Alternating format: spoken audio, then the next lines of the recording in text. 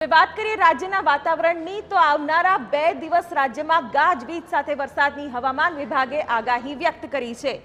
કચ્છ, બનાસકાંઠા, અમરેલી, ગીર સોમનાથ, ભાવનગરમાં વરસાદની શક્યતા છે। છૂટાછવાયા ઝાપટા અને ગાજવીજ સાથે વરસાદની આગાહી વ્યક્ત કરવામાં આવી છે। ભરૂચ અને સુરતમાં પણ આજે વરસાદની સંભાવના છે। આવતીકાલે પણ કચ્છ અને બનાસકાંઠામાં વરસાદની શક્યતા। ગીર સોમનાથ, અમરેલી, ભાવનગર, ભરૂચ અને સુરતમાં પણ વરસાદની આગાહી કરવામાં આવી છે।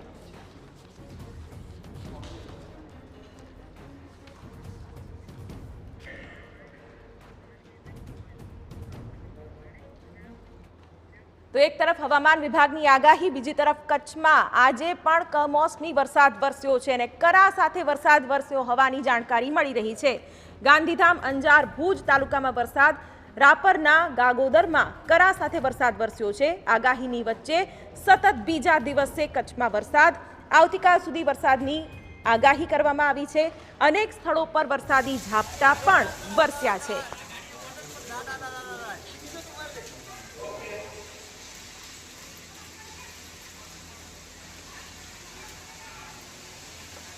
તો આ સાથે અમારા સંવાદદાતા જય દવે આ વિશે વધુ માહિતી આપી રહ્યા છે। જય, શું સ્થિતિ કમોસમી વરસાદને લઈને? ચોક્કસથી ખૂબ જ ખેડૂતોમાં ચિંતા વ્યાપી ગઈ છે, કેમ કે જે રીતે છેલ્લા 2 દિવસથી રાજ્યમાં વાતાવરણ પલટો આવ્યો છે તેની અસર કચ્છમાં પણ જોવા મળી રહી છે। ગઈકાલે પણ કચ્છના 3 તાલુકાઓ છે કે ત્યાં ભારે પવન સાથે ધોધમાર, જેમાં અંજારનો પણ સમાવેશ થતો હતો।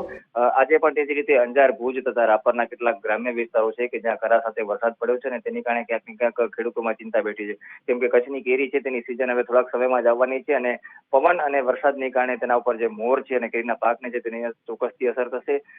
હાલ જો વાત કરવામાં આવે તો 3 તાલુકા અને ગ્રામ્ય વિસ્તારોમાં વરસાદી વાતાવરણ છે અને સમગ્ર કચ્છમાં વાદળછાયું વાતાવરણ હોવાને કારણે હજુ પણ વરસાદ પડે તેવી શક્યતાઓ છે। બિલકુલ જય, તો સતત બીજા દિવસે કમોસમી વરસાદ વરસ્યો છે, કેટલાક વિસ્તારોમાં કરા સાથે પણ વરસાદ વરસ્યો હોય તેવી જાણકારી હાલ તો મળી રહી છે।